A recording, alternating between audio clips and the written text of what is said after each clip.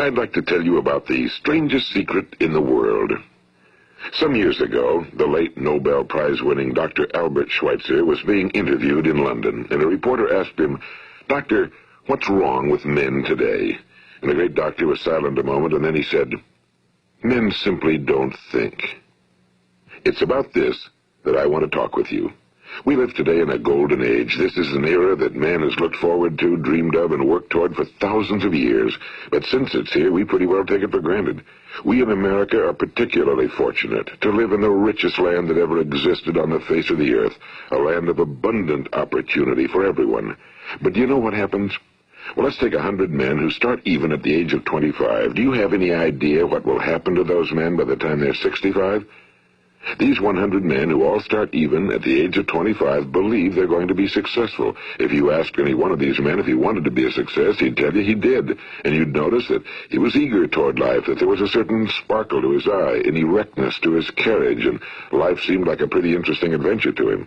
But by the time they're 65, 1 will be rich.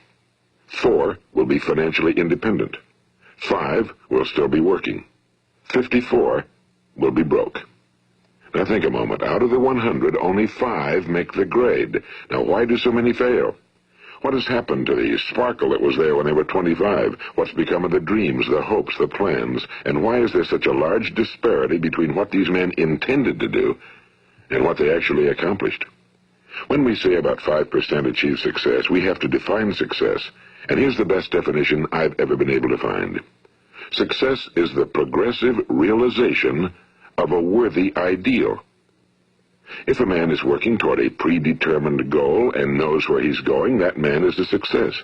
If he's not doing that, he's a failure. Success is the progressive realization of a worthy ideal. Rollo May, the distinguished psychiatrist, wrote a wonderful book called Man's Search for Himself. And in this book he says, the opposite of courage in our society is not cowardice. It is conformity. And there you have the trouble today. It's conformity, people acting like everyone else without knowing why, without knowing where they're going. Now think of it. In America right now, there are over 18 million people 65 years of age and older. And most of them are broke. They're dependent on someone else for life's necessities. Now, we learn to read by the time we're 7. We learn to make a living by the time we're 25. Usually by that time, we're not only making a living, we're supporting a family. And yet, by the time we're 65, we haven't learned how to become financially independent in the richest land that has ever been known. Why? We conform. And the trouble is that we're acting like the wrong percentage group, the 95 who don't succeed. Now, why do these people conform? Well, they really don't know. These people believe that their lives are shaped by circumstances, by things that happen to them, by exterior forces. They're outer-directed people.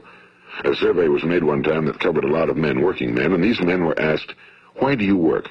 Why do you get up in the morning?" 19 out of 20 had no idea. If you ask them, they'll say, well, everyone goes to work in the morning, and that's the reason they do it, because everyone else is doing it. Now let's get back to our definition of success. Who succeeds? The only person who succeeds is the person who is progressively realizing a worthy ideal.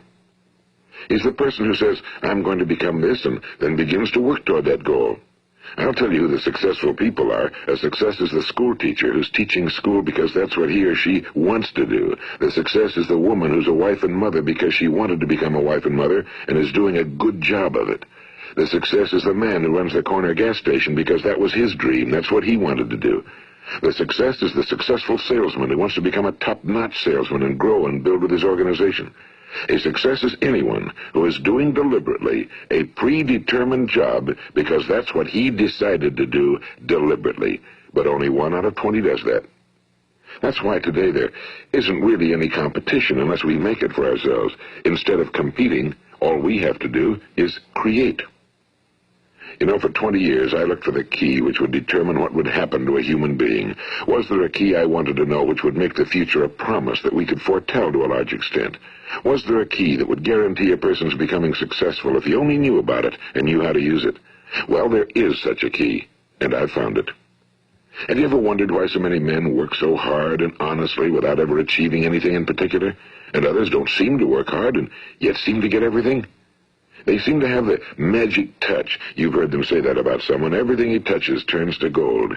And have you ever noticed that a man who becomes successful tends to continue to become successful? And on the other hand, have you noticed how a man who's a failure tends to continue to fail? Well, it's because of goals. Some of us have goals, some don't. People with goals succeed because they know where they're going. It's that simple. Think of a ship leaving a harbor, and think of it with the complete voyage mapped out and planned. The captain and crew know exactly where it's going and how long it'll take. It has a definite goal. Now, 9,999 times out of 10,000, it will get to where it started out to get. Now let's take another ship, just like the first, only let's not put a crew on it or a captain at the helm. Let's give it no aiming point, no goal, no destination. We just start the engines and let it go. I think you'll agree with me that if it gets out of the harbor at all, it will either sink or wind up on some deserted beach, a derelict.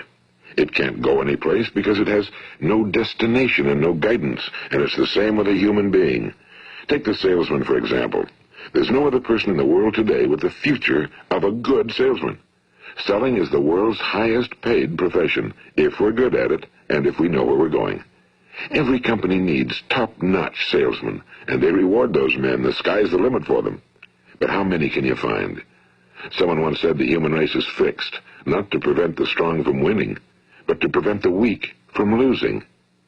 The American economy today can be likened to a convoy in time of war. The entire economy is slowed down to protect its weakest link, just as the convoy had to go at the speed that would permit its slowest vessel to remain in formation.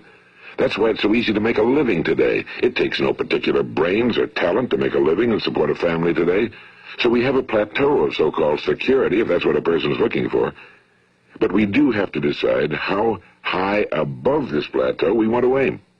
Now let's get back to the strangest secret in the world, the story that I wanted to tell you today. Why do men with goals succeed in life and men without them fail? Well, let me tell you something which, if you really understand it, will alter your life immediately. If you understand completely what I'm going to tell you from this moment on, your life will never be the same again. You'll suddenly find that good luck just seems to be attracted to you. The things you want just seem to fall in line, and from now on you won't have the problems, the worries, the gnawing lump of anxiety that perhaps you've experienced before.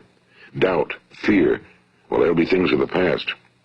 Here's the key to success, and the key to failure. We become what we think about. Now let me say that again. We become what we think about.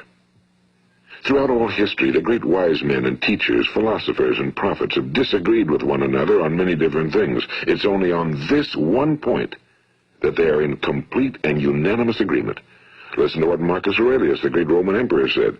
A man's life is what his thoughts make of it. Disraeli said this. Everything comes if a man will only wait. I've brought myself by long meditation to the conviction that a human being with a settled purpose must accomplish it, and that nothing can resist a will that will stake even existence for its fulfillment.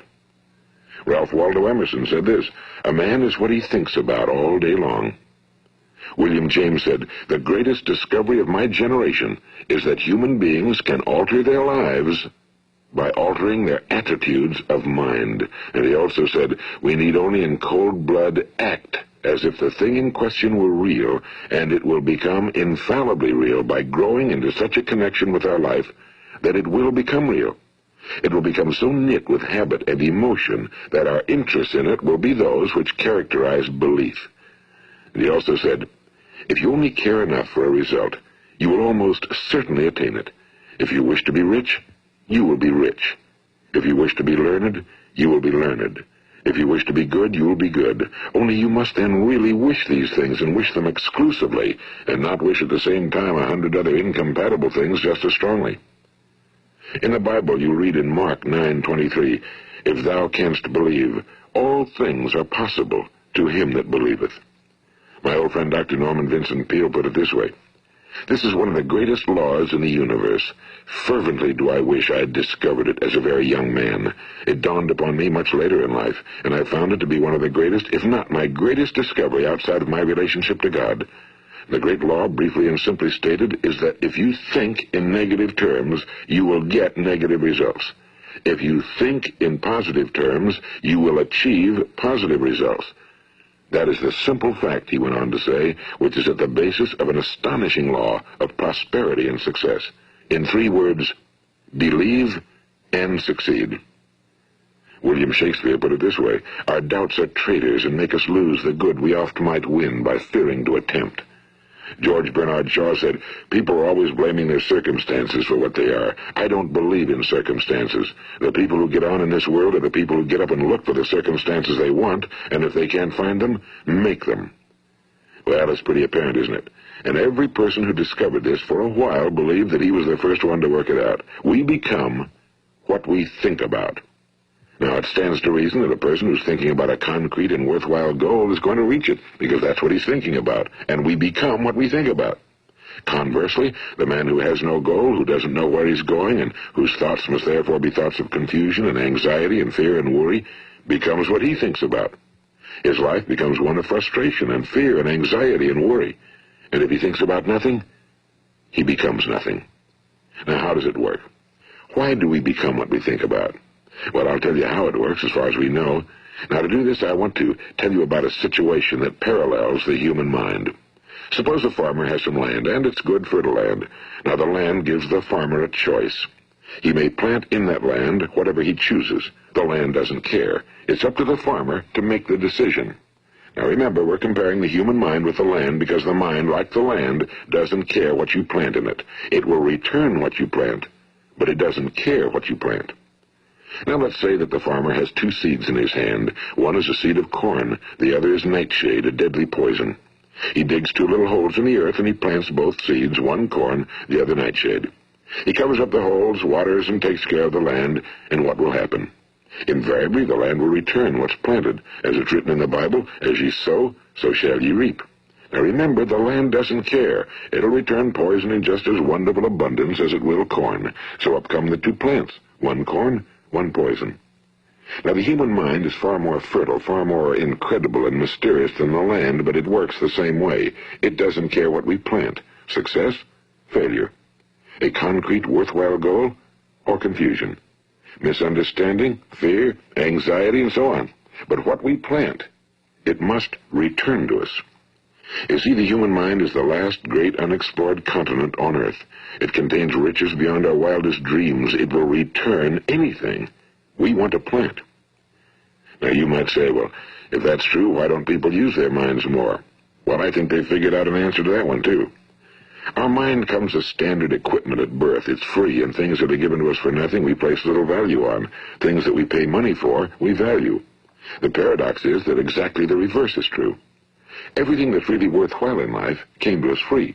Our minds, our souls, our bodies, our hopes, our dreams, our ambitions, our intelligence, our love of family and children and friends and country, all these priceless possessions are free. But the things that cost us money are actually very cheap and can be replaced at any time. A good man can be completely wiped out and make another fortune. He can do that several times. Even if our home burns down, we can rebuild it. But the things we got for nothing, we can never replace. The human mind isn't used because we take it for granted. Familiarity breeds contempt. It can do any kind of job we assign to it, but generally speaking, we use it for little jobs instead of big, important ones. Universities have proved that most of us are operating on about 10% or less of our abilities. So decide now, what is it you want? Plant your goal in your mind. It's the most important decision you ever make in your entire life. What is it you want? You want to be an outstanding salesman? A better worker at your particular job? Do you want to go places in your company, in your community? Do you want to get rich? All you've got to do is plant that seed in your mind, care for it, work steadily toward your goal, and it will become a reality. It not only will, there's no way that it cannot. You see, that's a law, like the laws of Sir Isaac Newton, the laws of gravity. If you get on top of a building and jump off, you'll always go down. You'll never go up, and it's the same with all the other laws of nature. They always work. They're inflexible. Think about your goal in a relaxed, positive way. Picture yourself in your mind's eye as having already achieved this goal. See yourself doing the things you will be doing when you've reached your goal. Ours has been called the phenobarbital age, the age of ulcers and nervous breakdowns and tranquilizers, at a time when medical research has raised us to a new plateau of good health and longevity. Far too many of us worry ourselves into an early grave trying to cope with things in our own little personal ways, without learning a few great laws that will take care of everything for us. These things we bring on ourselves through our habitual way of thinking. Every one of us is the sum total of his own thoughts. He is where he is because that's exactly where he really wants to be, whether he'll admit that or not. Each of us must live off the fruit of his thoughts in the future, because what you think today and tomorrow, next month and next year, will mold your life and determine your future. You're guided by your mind.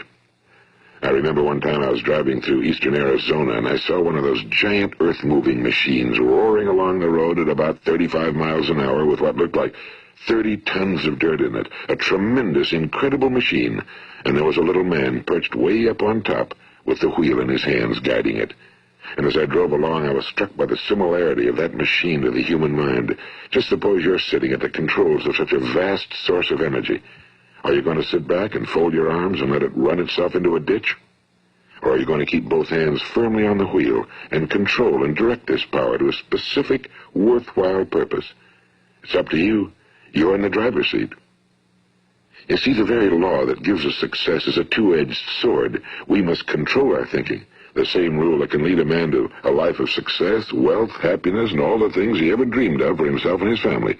That very same law can lead him into the gutter. It's all in how he uses it, for good or for bad. This is the strangest secret in the world. Now, why do I say it's strange, and why do I call it a secret? Actually, it isn't a secret at all. It was first promulgated by some of the earliest wise men, and it appears again and again throughout the Bible, but very few people have learned it, understand it. That's why it's strange, and why for some equally strange reason it virtually remains a secret. I believe that you could go out and walk down the main street of your town and ask one man after another what the secret of success is, and you probably wouldn't run into one man in a month who could tell you.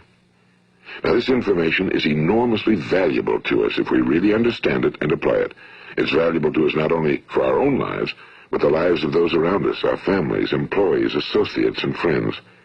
Life should be an exciting adventure. It should never be a bore. A man should live fully, be alive. He should be glad to get out of bed in the morning. He should be doing a job he likes to do because he does it well. One time I heard Grove Patterson, the great late editor-in-chief of the Toledo Daily Blade, make a speech, and as he concluded his speech, he said something I've never forgotten. He said, "My years in the newspaper business have convinced me of several things. Among them, that people are basically good, and that we came from someplace, and we're going someplace. So we should make our time here an exciting adventure. The architect of the universe didn't build a stairway leading nowhere." And the greatest teacher of all, the carpenter from the plains of Galilee, gave us the secret time and time again. As ye believe, so shall it be done unto you. I've explained the strangest secret in the world and how it works. Now, on this side, I want to explain how you can prove to yourself the enormous returns possible in your own life by putting this secret to a practical test. I want you to make a test that will last 30 days. It isn't going to be easy, but if you'll give it a good try, it will completely change your life for the better. Now, back in the 17th century, Sir Isaac Newton, the English mathematician and natural philosopher, gave us some natural laws of physics which apply as much to human beings as they do to the movement of bodies in the universe. And one of these laws is that for every action, there is an equal and opposite reaction. Simply stated, as it applies to you and me, it means we can achieve nothing without paying the price. The results of your 30-day experiment will be in direct proportion to the effort you put forth. To be a doctor, you must pay the price of long years of difficult study.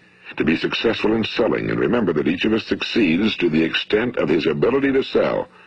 Selling our families on our ideas, selling education in schools, selling our children on the advantages of living the good and honest life, selling our associates and employees on the importance of being exceptional people.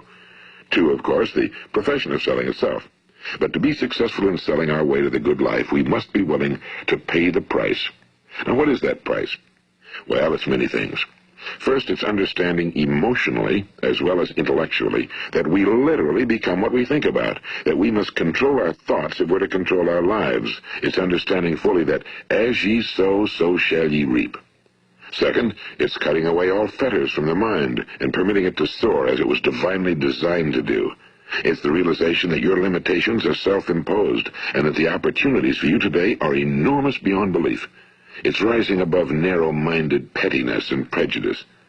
And third, it's using all your courage to force yourself to think positively on your own problem, to set a definite and clearly defined goal for yourself, to let your marvelous mind think about your goal from all possible angles, to let your imagination speculate freely upon many different possible solutions, to refuse to believe that there are any circumstances sufficiently strong to defeat you in the accomplishment of your purpose, to act promptly and decisively when your course is clear, and to keep constantly aware of the fact that you are, at this moment, standing in the middle of your own acres of diamonds, as Russell Conwell used to point out. And fourth, save at least 10% of every dollar you earn. It's also remembering that no matter what your present job, it has enormous possibilities, if you're willing to pay the price. Now let's just go over the important points in the price each of us must pay to achieve the wonderful life that can be ours. It is, of course, worth any price. 1. You will become what you think about. 2. Remember the word imagination and let your mind begin to soar. 3. Courage. Concentrate on your goal every day. 4. Save 10% of what you earn. And 5. Action. Ideas are worthless unless we act on them. Now, I'll try to outline the 30-day test I want you to make. Keep in mind that you have nothing to lose by making this test and everything you could possibly want to gain. There are two things that may be said of everyone. Each of us wants something, and each of us is afraid of something. I want you to write on a card what it is you want more than anything else. It may be more money. Perhaps you'd like to double your income or make a specific amount of money. It may be a beautiful home. It may be success at your job. It may be a particular position in life. It could be a more harmonious family. Each of us wants something. Now write down on your card specifically what it is you want. Make sure it's a single goal and clearly defined. You needn't show it to anyone, but carry it with you so that you can look at it several times a day. Think about it in a cheerful, relaxed, positive way each morning when you get up, and immediately you have something to work for, something to get out of bed for, something to live for. Look at it every chance you get during the day and just before going to bed at night. And as you look at it, remember that you must become what you think about, and since you're thinking about your goal, you realize that soon it will be yours. In fact, it's yours really, the moment you write it down and begin to think about it. Look at the abundance all around you as you go about your daily business. You have as much right to this abundance as any other living creature. It's yours for the asking. Now we come to the difficult part. Difficult because it means the formation of what is probably a brand new habit, and new habits are not easily formed. Once formed, however, it will follow you for the rest of your life. Stop thinking about what it is you fear. Each time a fearful or negative thought comes into your consciousness, replace it with a mental picture of your positive and worthwhile goal. And there will come times when you'll feel like giving up. It's easier for a human being to think negatively than positively. That's why only 5% are successful. You must begin now to place yourself in that group. For 30 days, you must take control of your mind. It will think about only what you permit it to think about. Each day for this 30-day test, do more than you have to do. In addition to maintaining a cheerful, positive outlook, give of yourself more than you've ever done before. Do this knowing that your returns in life must be in direct proportion to what you give. The moment you decide on a goal to work toward, you're immediately a successful person. You are then in that rare and successful category of people who know where they're going. Out of every 100 people, you belong to the top 5. Don't concern yourself too much with how you're going to achieve your goal. Leave that completely to a power greater than yourself. All you have to do is know where you're going. The answers will come to you of their own accord and at the right time. Remember these words from the Sermon on the Mount, and remember them well. Keep them constantly before you this month of your test. Ask, and it shall be given you. Seek, and ye shall find. Knock, and it shall be opened unto you.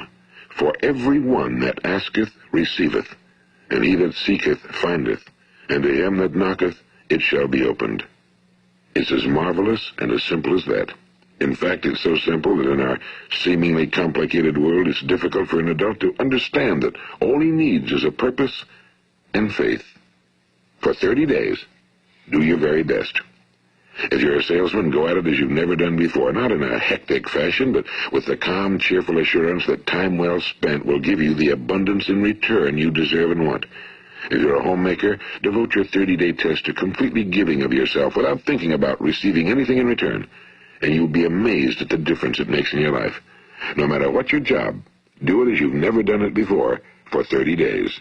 And if you've kept your goal before you every day, you'll wonder and marvel at this new life you've found. Dorothea Brand, the outstanding editor and writer, discovered it for herself and tells about it in her fine book, Wake Up and Live. Her entire philosophy is reduced to the words, act as though it were impossible to fail. She made her own test with sincerity and faith, and her entire life was changed to one of overwhelming success. Now, you make your test for 30 full days. Don't start your test until you've made up your mind to stick with it. You see, by being persistent, you're demonstrating faith. Persistence is simply another word for faith. If you didn't have faith, you'd never persist. If you should fail during your first 30 days, by that I mean suddenly find yourself overwhelmed by negative thoughts, you've got to start over again from that point and go 30 more days. Gradually, your new habit will form until you find yourself one of that wonderful minority to whom virtually nothing is impossible. And don't forget the card. It's vitally important as you begin this new way of living. On one side of the card, write your goal, whatever it may be. On the other side, write the words we've quoted from the Sermon on the Mount. Ask, and it shall be given you. Seek, and ye shall find.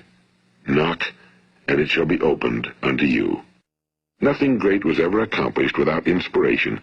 See that during these crucial first 30 days, your own inspiration is kept at a peak. And above all, don't worry. Worry brings fear, and fear is crippling.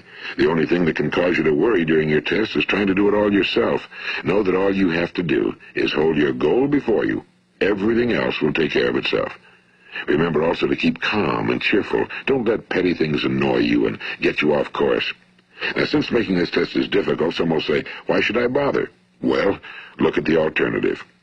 No one wants to be a failure. No one really wants to be a mediocre individual. No one wants a life constantly filled with worry and fear and frustration. Therefore, remember that you must reap that which you sow. If you sow negative thoughts, your life will be filled with negative things. If you sow positive thoughts, your life will be cheerful, successful, and positive. Now, gradually, you'll have a tendency to forget what you've heard on this recording. Play it often. Keep reminding yourself of what you must do to form this new habit. Gather your whole family around at regular intervals and listen to what's been said here. You know, most men will tell you that they want to make money without understanding the law. The only people who make money work in a mint. The rest of us must earn money. This is what causes those who keep looking for something for nothing or a free ride to fail in life. The only way to earn money is by providing people with services or products which are needed and useful. We exchange our time and our product or service for the other man's money. Therefore, the law is that our financial return will be in direct proportion to our service. Now, success is not the result of making money. Making money is the result of success, and success is in direct proportion to our service. Most people have this law backwards. They believe that you're successful if you earn a lot of money. The truth is that you can only earn money after you're successful. It's like the story of the man who sat in front of the stove and said to it, "Give me heat, and then I'll add the wood." How many men and women do you know, or do you suppose there are today, who take the same attitude toward life? There are millions. We've got to put the fuel in before we can expect heat. Likewise, we've got to be of service first before we can expect money. Don't concern yourself with the money. Be of service, build, work, dream, create. Do this, and you'll find there's no limit to the prosperity and abundance that will come to you. Prosperity, you know, is founded upon a law of mutual exchange. Any person who contributes to prosperity must prosper in turn himself. Sometimes the return will not come from those you serve, but it must come to you from someplace, because that's the law. For every action, there is an equal and opposite reaction. As you go daily through your 30-day test period, remember that your success will always be measured by the quality and quantity of service you render, and money is a yardstick for measuring this service. No man can get rich himself unless he enriches others. Now, there are no exceptions to a law.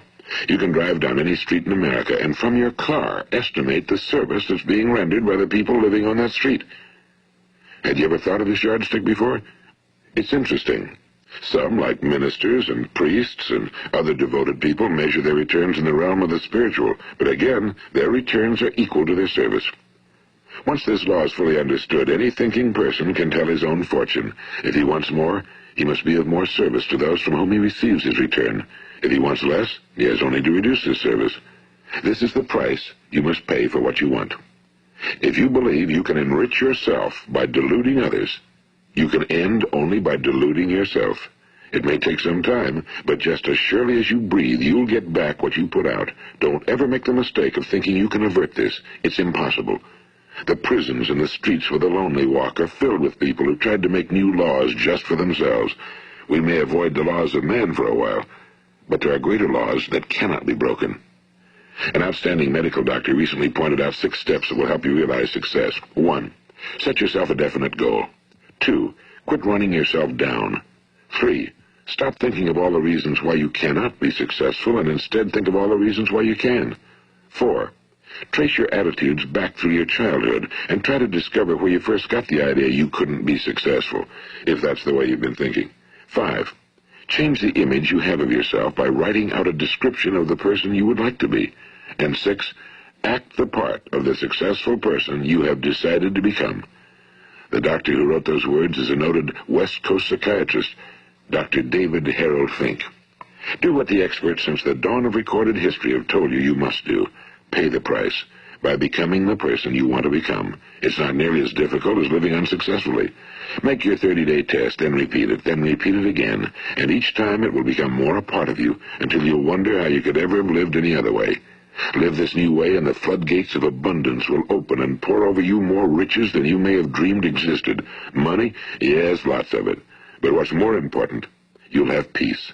You'll be in that wonderful minority who lead calm, cheerful, successful lives. Start today. You have nothing to lose, but you have a whole life to win. This is Earl Nightingale, and thank you.